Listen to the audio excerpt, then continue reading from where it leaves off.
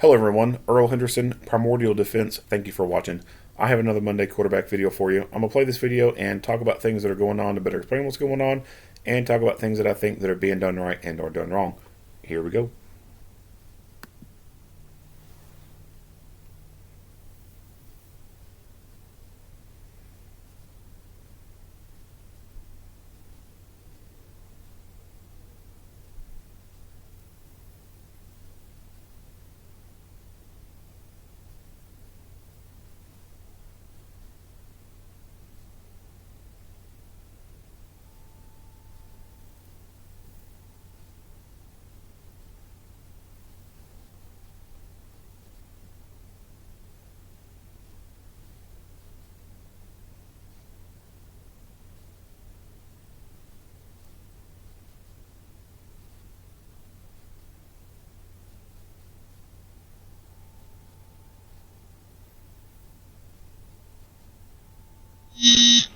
Don't worry about. I'm not here to cause you any trouble, Lucas. I'm here to cause trouble. I'll listen to you though, bud. That too. I'll take a second unit. You fucking...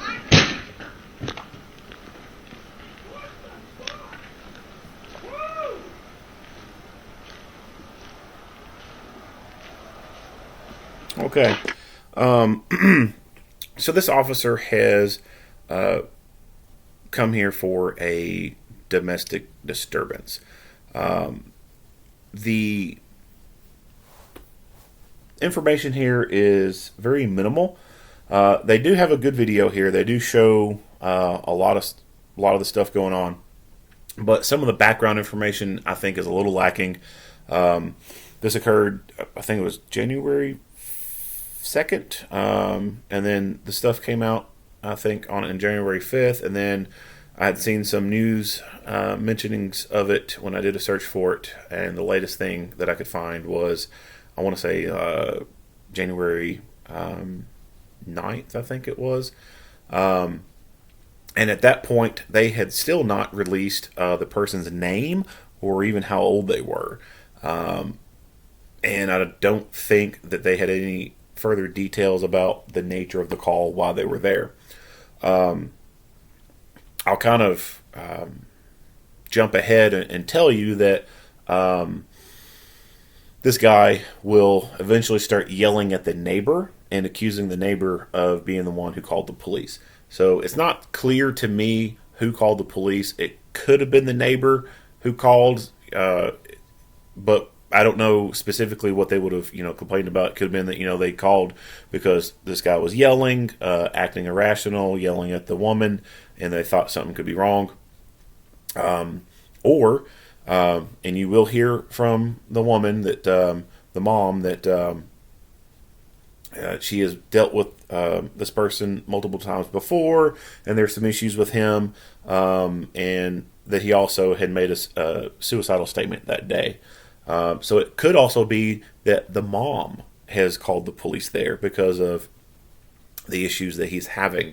So it's not clear who has called. I wish they would have provided that information, but they may have opted not to provide it because they thought maybe it would be a HIPAA violation or something like that, which wouldn't make a whole lot of sense because they end up showing a bunch of other medical related stuff, and you hearing medical related stuff being said that would kind of contradict that. So I think that the 911 call and the radio transmissions would be some more good information that they could have provided in this video to help the viewers have a better understanding of what's going on. So if it's from the standpoint of the neighbor calling, saying there's loud noises, blah, blah, blah, that interaction that you just saw with the guy, there's nothing the officer can do at that point. The guy's just an asshole, right? Can't arrest people for being assholes. if we could, we'd have to devote a whole state to housing all those people. The guy said, there is going to be trouble, but that was kind of vague. It wasn't a direct threat or anything like that. So the officer is in a kind of a tough situation. He does not have anything legal to go off of to actually detain this guy for anything. Based off, what I know right now and what the circumstances could be. The mom who could have called 911, she could have relayed that, he's just out of control and, there's a problem, something like that. And again, if there wasn't anything illegal being done, he's just, he's out of control, causing problems, yelling, blah, blah, blah. There's nothing, again, that the officer could do once he's there because he has not observed a crime being committed. So although the guy is acting irrational, he's acting agitated, hostile, and making a beeline for the door and then slams that door, again, nothing the officer could do at that point. Even when the guy goes in and he's yelling and you can hear the other woman yelling back, there's still nothing the officer can do at that point. There's nothing against the law about slamming a door. There's nothing about yelling at people or anything like that. Now, if he could hear the guy making a direct threat to the woman, hearing sounds of a struggle or something like that, then yes, he could have went ahead and popped that door and went in there and did work. But as it is right now, there does not appear to be anything that officer could have done to stop that guy from going in there or to stop him and detain him and trying to figure out what's going on.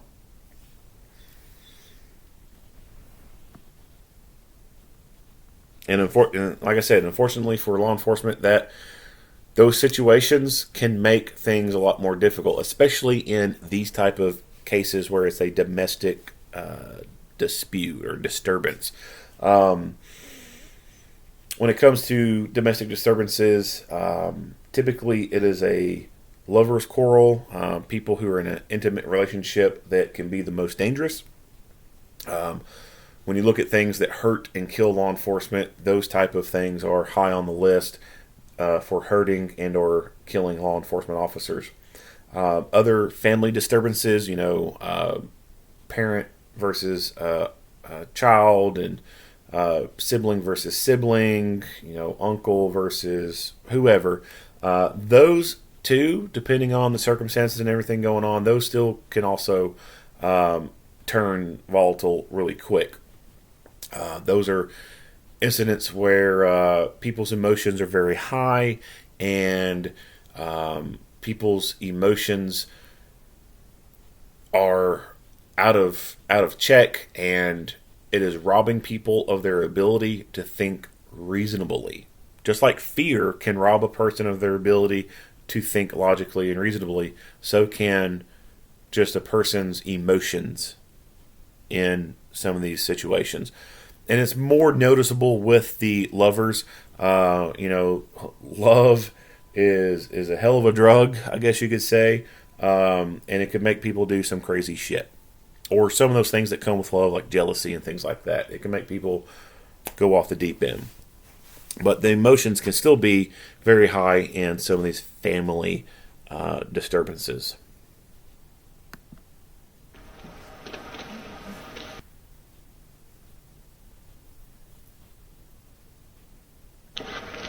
You better get some. Okay. Why? What's going on? You're all going to be in trouble. All right, Let me back that up real quick. So it's at 13:57:35, and then when she comes out, it's 13:58:33. So not a whole lot of time elapsed between him walking from over there to over here. You're all going to be in trouble. All right, why don't you come on down here by my police car? Why is everyone going to be in trouble? He's higher than a freaking kite, so we get tired of kite. He is nasty as all get out. You're going to want a backup. Okay. Have you been assaulted? Not at all. All right. I know how to keep myself away from him.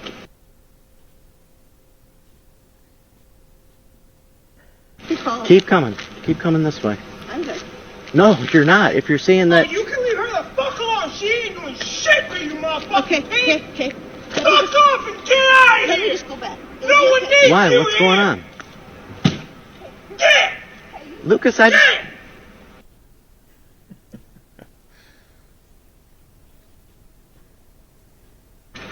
I know it's this fucking car!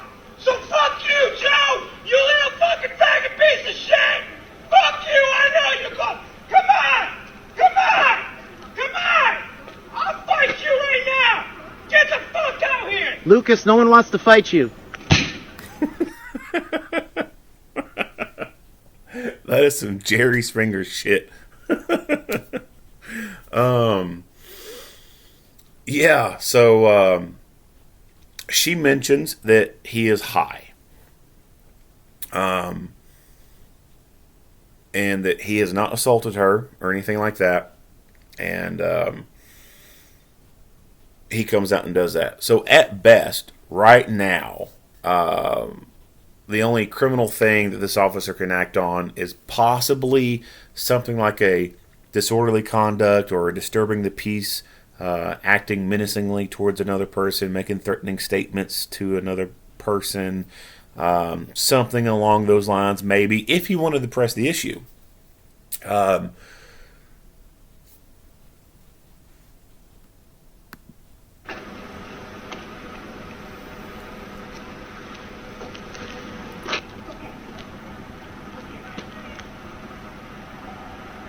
know what I mean? You need help.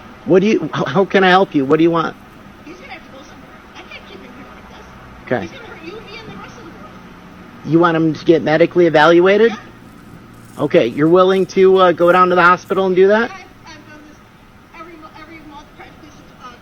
Yes, I'll go. Okay.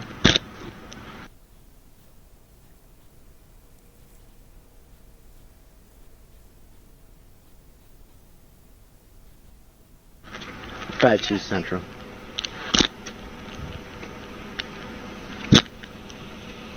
Yeah, Mom wants to get him medically evaluated.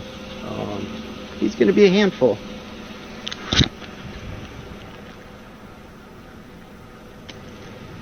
I've dealt with this for 24 years, so I won't put myself in the position of getting hurt. I don't want you to get hurt. This time he took the pocket knife off the table. So this time when you say, does he have anything with him? I don't know. Okay. He wants to die today, is what he came home at 1 o'clock and told me. For what reason, I have no idea. All right, so now, at this point, she mentions that he made that suicidal ideation.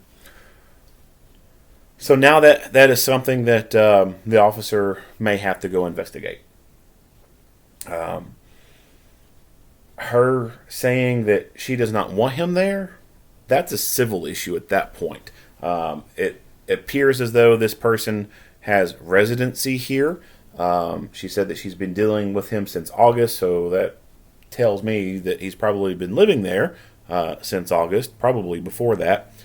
So the officer just can't take that person out of the house because someone else doesn't want them there. That would be violating their rights. That has to go through the courts. So it's a civil issue at that point. So nothing he can do there. But now, she has mentioned this suicidal ideation, and then they were talking about taking him to have him evaluated. So what they're talking about, in my opinion, is taking him to a place to be mentally evaluated so that he could be put somewhere for a short duration of time until something else can happen. Either A, he gets put on some meds that get him calmed down for a while, or B, they go through the court process and they go through the motions to actually have him committed for a longer period of time. So these are emergency medical detentions, emergency medical holds. You may hear them referred to as 72-hour hold, a mental hold. You may hear some places refer to it as what that statute chapter or heading is. They may say, oh, we're going to detain this guy on a 453, and it may be that state law says, state law 453, blah, blah, blah, blah. A person can be held for 72 hours for mental health, blah, blah, blah. They may refer it to something like that or call it something else. It varies from state to state. But officers can make those type of detentions. They'll take a person into custody for the ability to take them to a place to be evaluated. Usually this is pretty simple and straightforward. Someone calls 911 or they themselves call 911 or someone else calls for them because they've made some type of suicidal ideation. Police get there and that person says the same thing, they don't want to live no more, blah, blah, blah. The officer will take them into custody and then take them to a place that will evaluate them, and then from there they either get certified or they're not certified. And if they're not certified, then police will kick them loose. And if they're certified, then they go to a place where they will stay for a short period of time. And while they're there, they're further evaluated, and if any other processes need to be taken to hold them longer, then those processes will take place. So these facilities that will hold them are medical detention type of facilities. They may be a hospital. It may be that a certain floor or a certain building of a hospital is devoted for these psychiatric patients. And it may look like a regular hospital floor or setting. It may have the hospital beds and all that stuff in there that you would see at a normal hospital. But there's some differences. There's doors that you can't just freely open. You have to press a button, and someone on an intercom will answer and then allow you through that door. You're not going to be allowed to bring your purse or bags in. You're going to have to lock your keys and stuff in a locker that's outside of that area, and then be allowed in. You may even have to be searched to some extent. The patients who are in there, they may not be allowed to have shoes with shoelaces or have a belt, other things in place to keep them safe from themselves and others. But it's a medical kind of setting. So it could either be a hospital that also has the emergency room and other regular hospital stuff going on. It could be a building that is devoted just for that could be on the hospital property, or it could be somewhere else that they go to. And again, there's medical professionals there. There's nurses and some psychiatrists and doctors there. And same kind of setup. It's a controlled environment. The persons just can't leave whenever they want to, and people just can't come in whenever they want to. They have to be checked in, maybe searched, something like that. And then there are psychiatric hospitals. They're just big hospitals. That's all they're devoted to is psychiatric patients. So I've done mental health detainee transports before. Once a person would be taken to life skills and certified, we would then take them to a place called Western State. And Western State is a psychiatric hospital ran by the state that is on this side of Kentucky. And there's a lot of different people there, and people go for varying reasons. People having suicidal ideations. Some people could be seeing things. They think they're God, whatever. And people go there and they stay for different periods of time. Some stay just for a very short time. Some stay for a while. There are people that kind of come like frequent flyers. They're in and out of there because they will meet the requirements to be held for a short period of time, but they don't meet other requirements, or processes are not taken to keep them there for longer periods of time.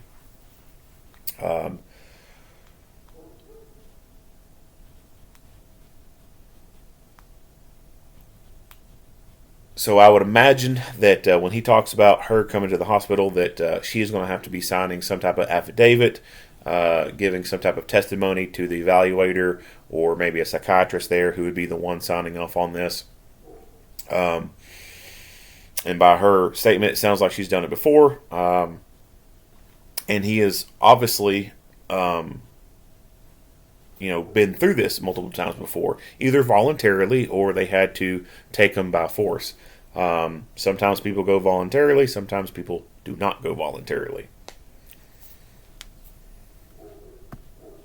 I have no idea.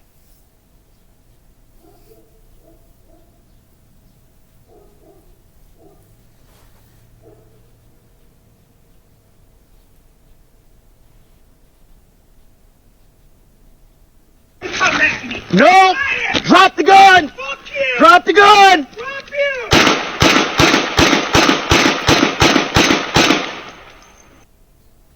All right, we'll see this again. Drop the gun! Fuck you! Drop the gun! Drop you!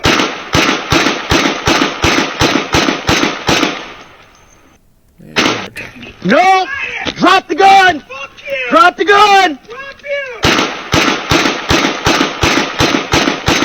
The gun! Come at me! No!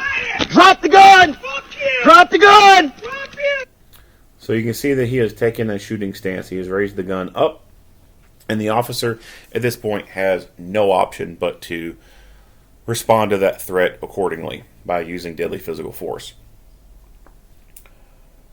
This image right here brings up the topic of firearms training. So we notice that the mom is forward of the officer, and so she's almost between the officer and this guy. And the officer is firing between mom and between the van. So it's, little narrow line of fire here. With pistols, because they are short-barreled and there's only 2 points of contact to help stabilize them, there can be a lot of misses in a gunfight with a pistol. And it sounds like he fired 10 rounds at the guy, but we don't know if all 10 rounds hit. And based off my review of so many of these videos and reviewing other cases, my gut feeling is that probably 1 to maybe a few rounds were missed out of that string of fire of 10 rounds. Could be wrong. He could have put all 10 into the guy. I don't know.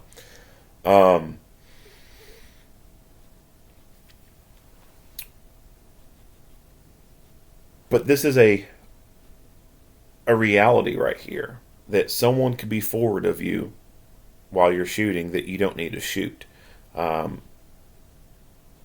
Basic range stuff sometimes does not involve layouts like this. A typical range would be everyone stands on this line right here in a line, and then the targets are all lined up right there. And then everyone shoots at those targets. No one moves, those targets don't move, and there's no things in between that you would have to want to miss. That is not realistic firearms training, in my opinion. At the beginning, of course, you need to do that to get everyone on the same page as far as the fundamentals and everything. But once you establish that people know those fundamentals, then you start adding to it. You start allowing the people to move on the range itself. They move forward, they move backwards, side to side. The target, if you have the ability to make that target move, it can move. You add additional targets to the range, some of which are going to be no-shoot targets. You do things where the student has to fire from different positions and angles and whatnot, etc. And that can build upon their tactics and their skills. So she is a no-shoot target. We don't need to be shooting her, right? So on a shooting range, after you've learned those fundamentals, something like this should be similarly replicated, where you have to shoot around a no-shoot target. And you may have to, or you may set up the scenario, or have the scenario set up where the student may have to actually move themselves so that they are in a better position to be able to hit that target. You may take a no-shoot target and put it behind the target that needs to be shot.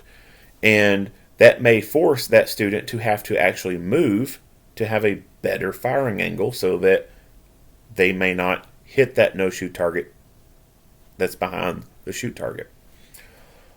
Once that is done, once you've done as much as you can on the range with live ammo, then it needs to be progressing into force on force, using marking cartridges to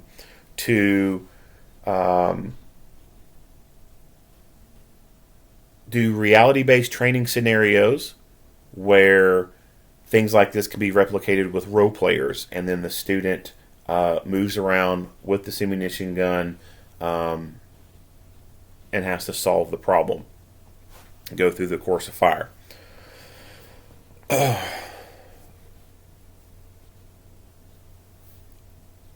Firearms training is a perishable skill. It is something that you need to practice.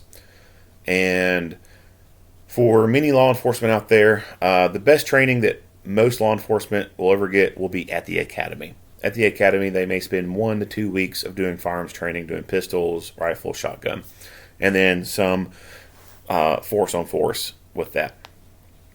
Past that point, the only good firearms training they may have after that may be if they apply to go to their SWAT team or something like that, and then they can get some better additional training beyond that. If not, then the only thing afforded to them may be some in-service training that goes over some block of instruction with the firearm stuff. Or if they're lucky enough, they may have their agency approve for them to go to some other place to get firearms training, and they'll pay for it. Other than that, other than the in-service training that most places will require officers to do so many hours of, annually that include some different topics, they will do firearms qualifications. And firearms qualifications courses are not training. They are just a qualification course of fire that is set up that meets a minimal standard that a person has to pass in order to be deemed proficient enough to safely carry and operate that weapon and not be a liability. The targets that they shoot at are a pass or fail, and they are allowed to miss X amount of times and still pass. So qualification is not training. So officers, when they start out, they get some decent training at the academy, and then when they come to their agencies, they'll do in-service training once a year, and qualifications. They will likely never, ever replicate or repeat the same intensity and level of training that they got at the academy, unless they apply for a SWAT team or something like that and get some additional firearms training. So over time, the skills and tactics that they honed on very well at the academy starts to diminish. You can go to a 2-day fighting pistol class, combative pistol class, whatever you want to call it, at any good firearms school, and at the end of that 2 days, you will be good. But if you do not practice and do that training again later on, then as each day goes by, it is like a countdown. It is like an hourglass with all the sand coming out. Your skills are perishable. So at the end of the day, too, you may be able to do a fast string of fire and put all your rounds into something the size of a baseball. A year later, if you do not practice enough doing that, you may not be able to replicate that at all. And it'll be a progression of that thing, of those skills diminishing.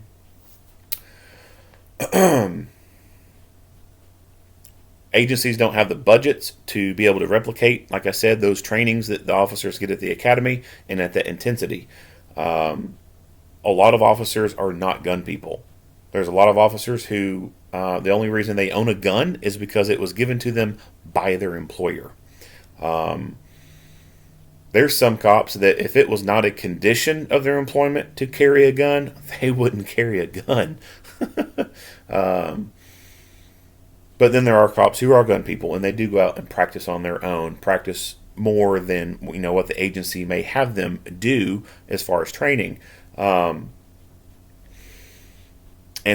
unfortunately, there's not that many officers who are like that.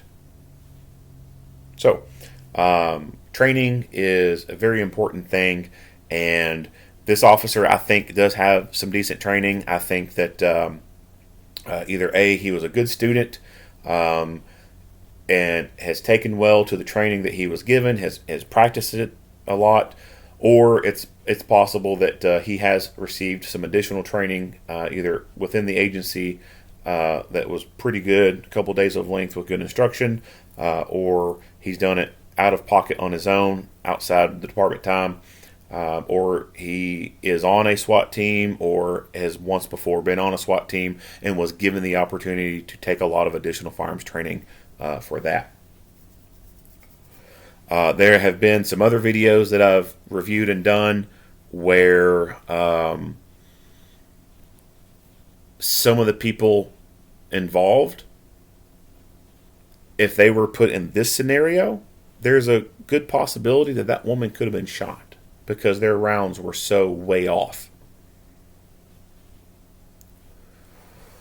This is what you got to train for. You've got to train for the reality that someone who does not need to be shot may be forward of you and very close to what you need to be shooting.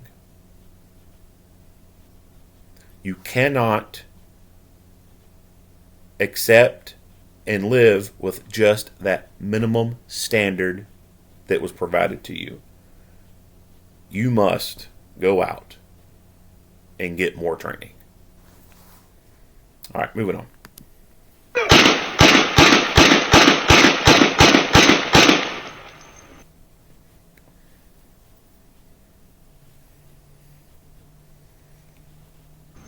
Did you kill him? 5-2 shots fired. Get me units. Ma'am, get down! Ma'am, get down! I'm sure he is, ma'am. Get down, please. You killed him. He wanted to die today, and today is the day.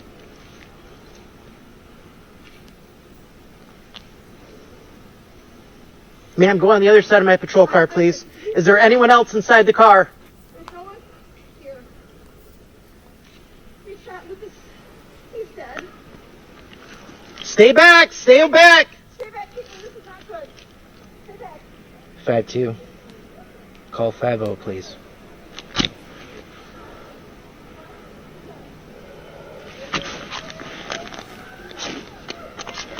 All right. So it looks like to me that he performed a magazine change. When we talk about gunfights, there's an acronym called FAST. It's the FAST protocol. Fight, assess, scan, top off is the first of those. And then after that, you have take cover, talk, treat injuries. So what we have seen him do is he has fought. He's fought for his life. Someone pointed a gun at him. He fought them. He assessed that the rounds he fired had the desired effect. It stopped the threat. The threat went down. He appears to have looked around, and so he has scanned the area. In this particular scenario, it does not seem like to me like this guy would have someone else who was with them who could be a threat. But in a scenario where this could be a potential burglary call and he has gotten there and the burglars come out the door and pointed the gun at him and he shot him, he should be scanning after that because that burglar could also have a partner who could then be trying to outflank that officer. So scan, see if there is anyone else that needs to be fought. If no one else needs to be fought, that threat doesn't need to be shot again, top off your gun. Put a new magazine in there that's fresh. That way, if you have to fight again, you get to start that second fight with a fully loaded magazine. Even if you think you've only fired but a couple rounds, you should still do a magazine change because you may not be accurate in your beliefs. In the fight, there are some psychological and physiological changes that occur, and sometimes people's recollection of what just transpired is not very accurate. There have been people who've been asked after a gunfight how many rounds they fired, and a lot of people get it wrong. They either go too low a number or too high a number. Some get it right; they get the right amount of rounds that they fired correct, but there's a lot that don't. And that's because your brain is changing, or not changing, but there are some changes occurring within your brain that that happen when a person is put under fight or flight. Your forebrain starts to diminish its power, its dominance, and your midbrain starts to take over. And so you can have distorted memory, things like auditory exclusion where you never hear the gunshots, things of that nature. So you can't trust your mind at that moment because midbrain's starting to take over, and you're under, the influence of adrenaline and endorphins, and your heart's beating so fast. It's just a very traumatic event, and may not be able to think very clearly. You may be thinking that you only fired but 4 rounds, but in reality you could have fired 8 rounds. So for that purpose, you need to practice doing reloads. That way, after the gunfight, you've assessed, you scan, no more fight needs to be done, you do a reload. It is better to perform a reload under your terms, your conditions, versus being forced into it. So let's say this was a burglar kind of scenario. Dude came out with a gun. Say he fired 8 rounds, or the 10 rounds he fired those, but he's thinking and saying, well, I didn't fire that many rounds. And then his buddy comes out and starts to fight the officer, and the officer fires the remaining 5 rounds out of his gun. Well, those remaining rounds could only be 5 rounds, and then boom, his gun goes to slide lock in the middle of the gunfight, and the bad guy's still shooting at him. That's a sucky time to run out of ammo. That's a sucky time to have to be forced to do a reload. It's always best to do a reload under your terms. So I liked seeing that he did a reload. Negative, I'm not secure. Suspects down, I'm 10-2.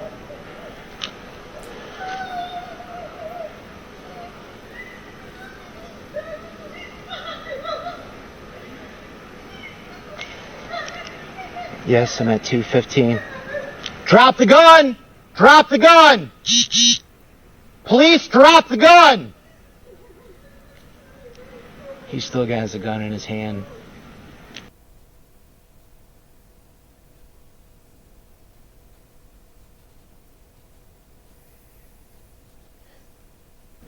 Drop the gun! Lucas, drop the gun! I can't help you unless you drop the gun!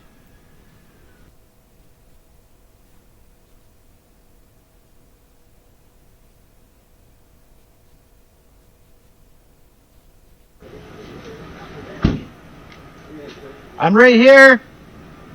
I'm on the side of the van. Hey, I need a shield team. You got shield?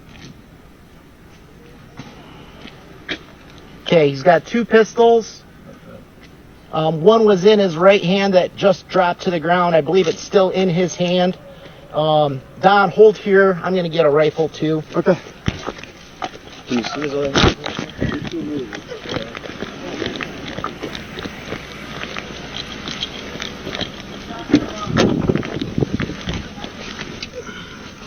Central 752, you want me to start the investigation?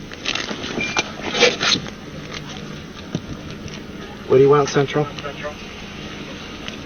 want me to start the investigation? And there's nowhere. Yeah, right at the entrance.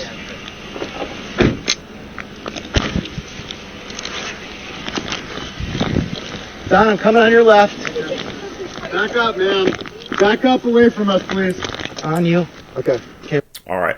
So he has went and retrieved his rifle. At the very beginning of all this, the family disturbance call, there was no indication for him to need to get his rifle out. There was not, at least appearing to us, not enough information to justify that.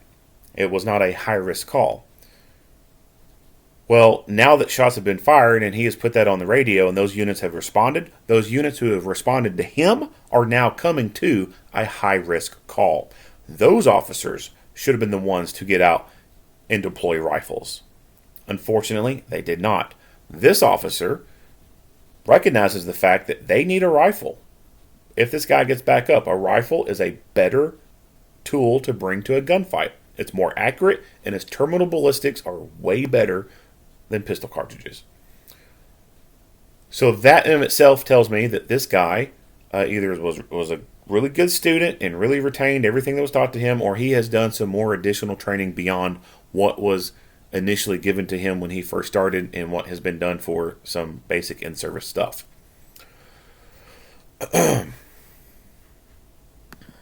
We're going to go up and we're going to secure those pistols. There shouldn't be anyone else inside, okay? Right. Yep.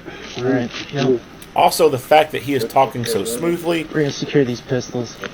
he does not appear to be flustered or have so much adrenaline going through him. That tells me that there's probably a good indication that he has been through some reality-based training scenarios, force on force, that has helped to inoculate him to the stress. You got him there. I'm here good. All right. Okay, can you take those stairs down? Yep. I can take the stairs. Doesn't look like hands are on them right. Okay. Nope. Okay. Stay still. You guys got gloves? When you guys got gloves? Yep. Where they at? All right. Right here. Yep. Brian, can you do that? Brian, you want to come up on my right and grab these? Yep, just a second here. Okay. Where do you want them? Just over here? Just secure the firearms, yeah. Put them in a vehicle. And then Don, once we get those secure, we're going to drag him down and start working him. Yep. Okay. All right, you want to move over a little? Yep. Okay. All right. Can you push up with him, Don? Yep. I've got you guys. Going up the stairs. Hands on the back one.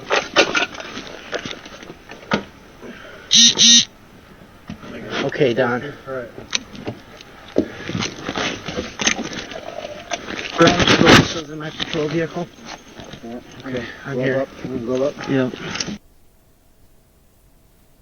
So great communication there, great coordination of what needs to be going on. Back one. I got it.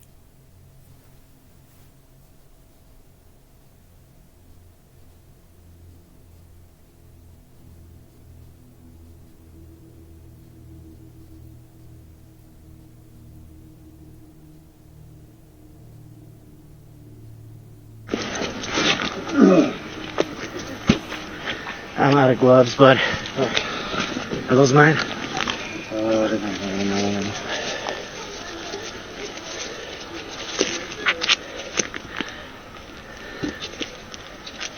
Tell secure. Tell medics to come in. Okay. 37, can you secure automatic come in, please? Okay, bud. Come here. Shit. Yeah, I'll grab his arms if you want to do this. Here, why don't we do this, Chris, just like we do down here, isn't it? Okay, I'm gonna pull him flat, Don.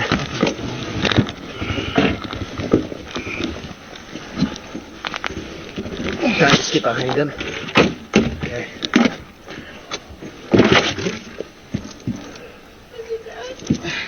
We're gonna work on him, man. Get her back, okay? Okay. Okay, give me an AED. I'm gonna pull this off of Yep. me. What?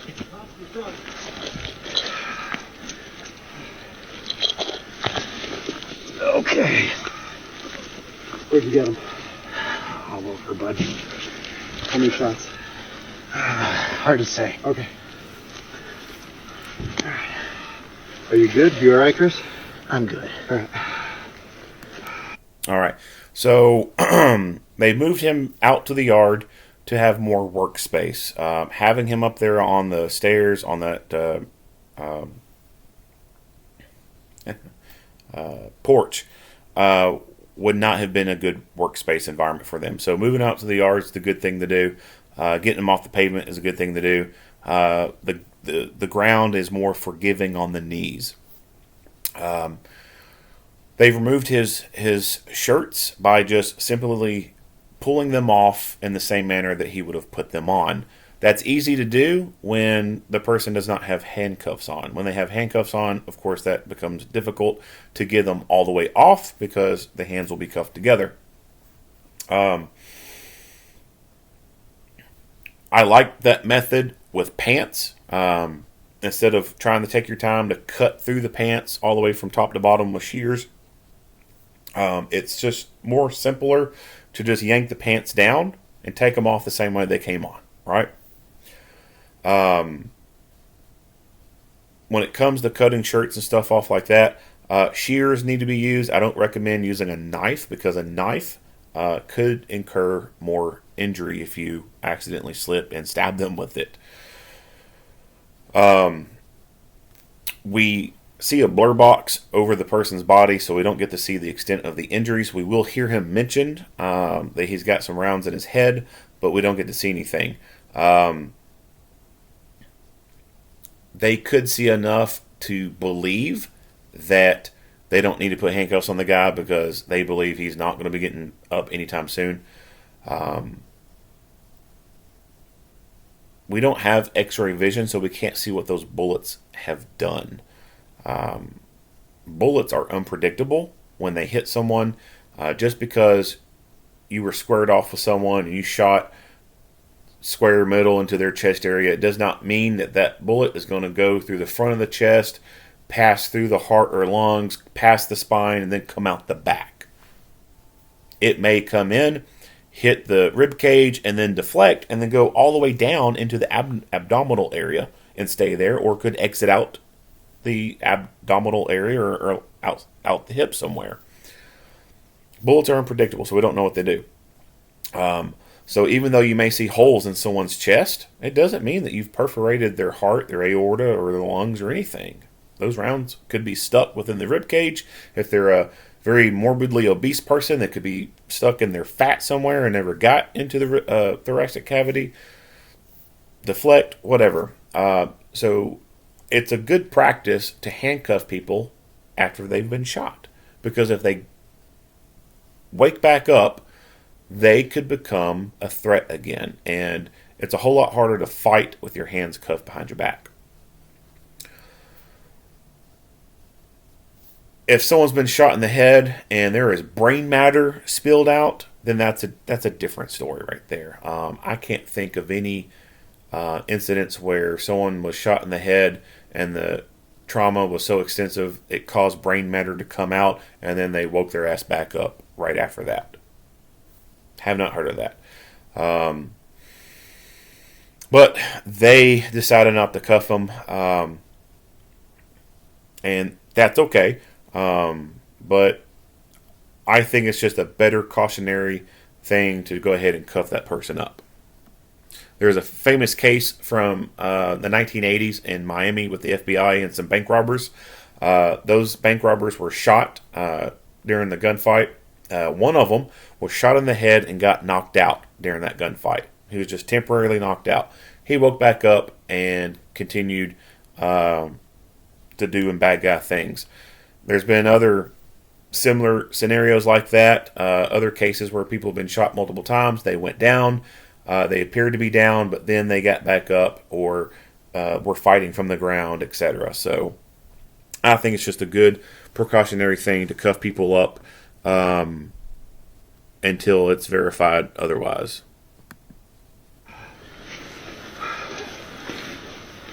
We need a chest through or anything anyway? I'm just looking.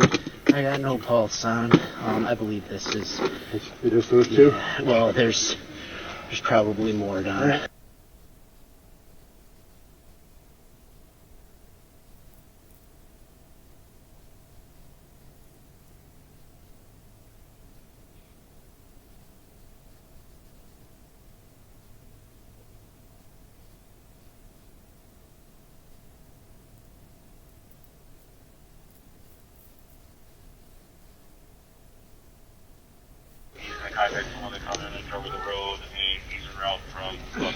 Stand clear. Analyzing now. Stand clear. 47. We got some more units here. We got a county unit that can help with this. Start CPR. Okay. Chris?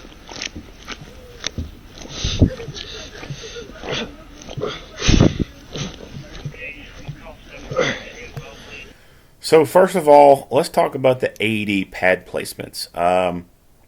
This pad right here is way too low. It's on the stomach area. This pad right here needs to be more over here on the side of his chest wall versus down here on the stomach.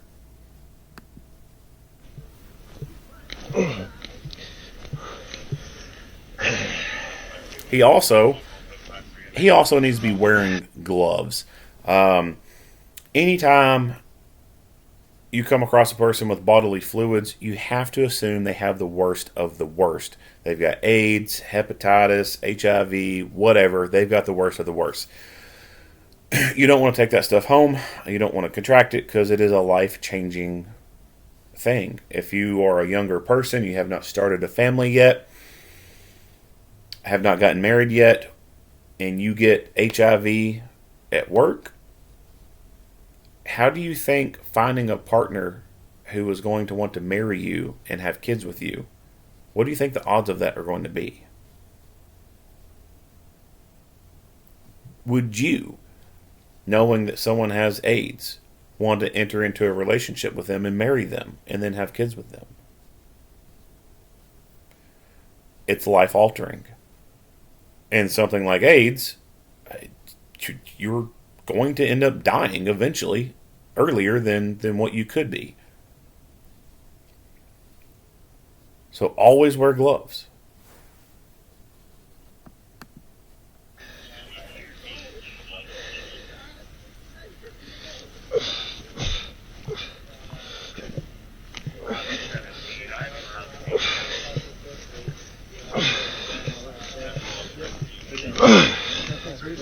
Inside secure. Inside secure. I'm gonna take over for you. Yeah, if you don't mind. Yep. 47. It just said, Is this S1 right here? Or? yeah. I just hooked up the AD and it said to start CPR, so I think there was a faint pulse there. You got any more gloves on you? Yep, back pocket. Back pocket. Thank you. You should always have a pair of gloves on you. And in fact, you should have 2 pair of gloves on you. How there are people, and I think they said this was body cam from the detective, so you know he's been working for a while. How is it that someone who's been working for a while in law enforcement is not carrying a pair of gloves on them? That just bewilders me.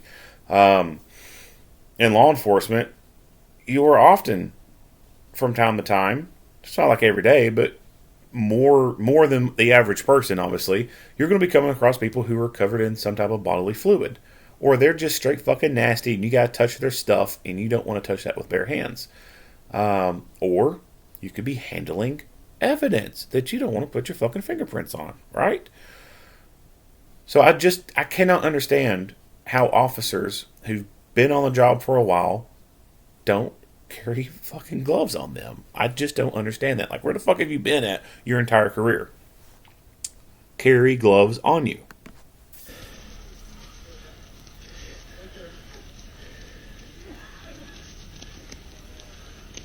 Alright, is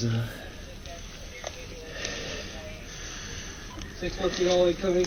We'll get traumatic arrest. CPR progress. AED about a minute ago, Okay. and it said start CPR. That's as far as I've gotten. Did you guys check the pulse before you did that? Craig, come here! What did you say? I'm sorry. Did you guys check the pulse before that? Yes, faint. You had a faint pulse? Yes. Okay, stop CPR and check the pulse. Okay. If there is a pulse, that means the heart is beating. That means you do not need to use an AED on a person. You do not need to do chest compressions on that person. If they're not breathing at a correct rate of about 15 breaths per minute, 12 to 15 breaths per minute, then you should do assisted ventilations using bag valve mask or face mask.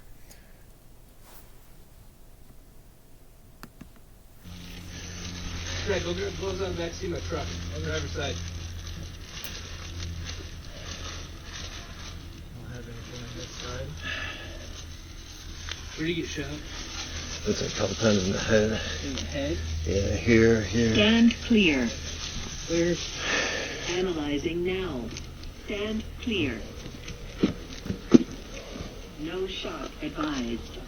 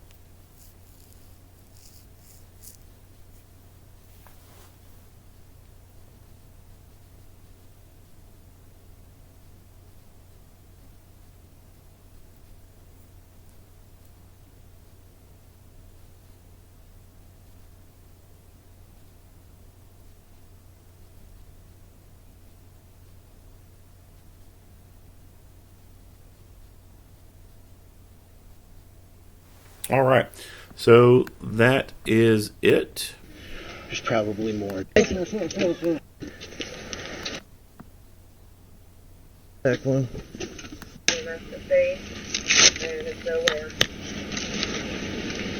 Yeah, right at the...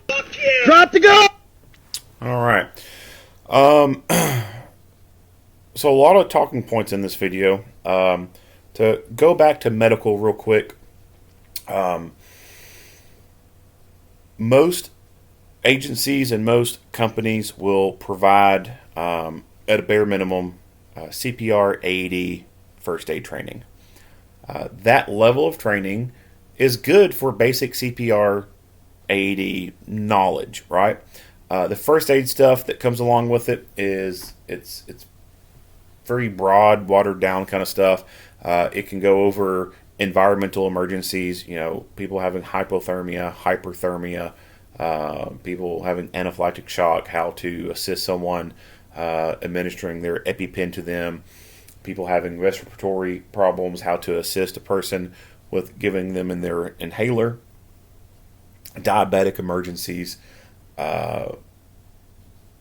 things like that. And it can go into trauma. But the trauma that it goes into is not very in-depth, and you will learn how to bandage someone's arm or leg that has a cut on it. It does not cover traumatic injuries like gunshot wounds, stab wounds, amputations, bad crush, tear injuries, those kind of things. That level of training gets a person to the level of being able to use everything that comes in a basic first aid kit. And a basic first aid kit has shit like Band-Aids and maybe some gauze wrap and bandages. That's it. Those classes do not go over how to use a tourniquet, a chest seal, a nasopharyngeal airway, things of that nature. It does not go over TCCC, Tactical Combat Casualty Care. So if all your agency has provided to you is CPR, AED, first aid, that is not enough. If all your agency has provided to you in your vehicles is a basic first aid kit, and all it has is Band-Aids and gauze wrap and little ointments and cravats, that's not enough. It needs to have tourniquets, chest seals, etc. in there. It is up to you to better yourself and get better stuff. Unfortunately, some agencies just don't do that. The level of medical training that you need to get would be something that follows the lines of TCCC, Tactical Combat Casualty Care. That is a level of medical training that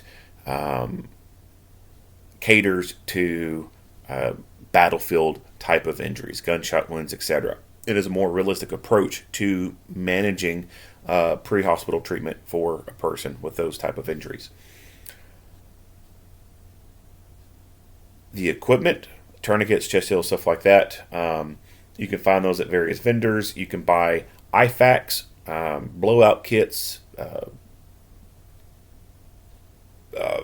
ventilated kits. I mean, there's different names for them.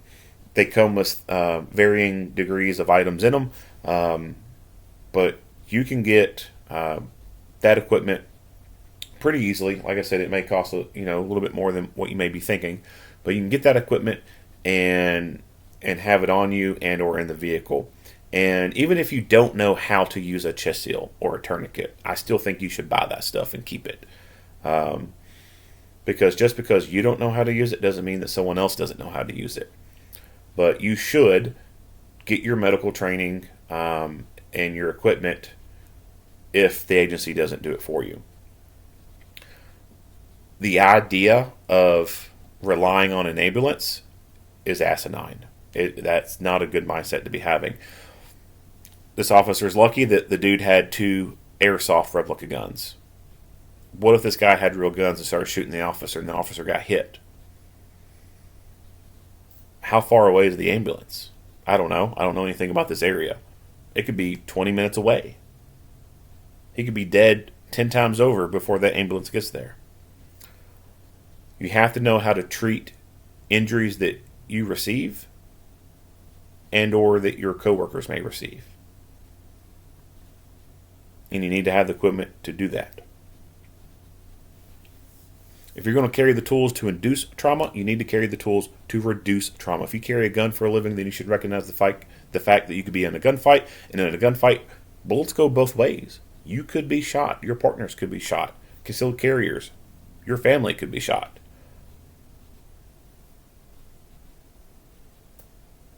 You gotta go get that knowledge and the equipment. If it's not provided to you, it is on you to go do it. That is your responsibility. Failing to do so is negligent.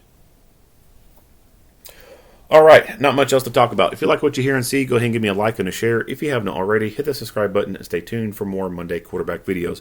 Earl Henderson, Primordial Defense. Thank you for watching.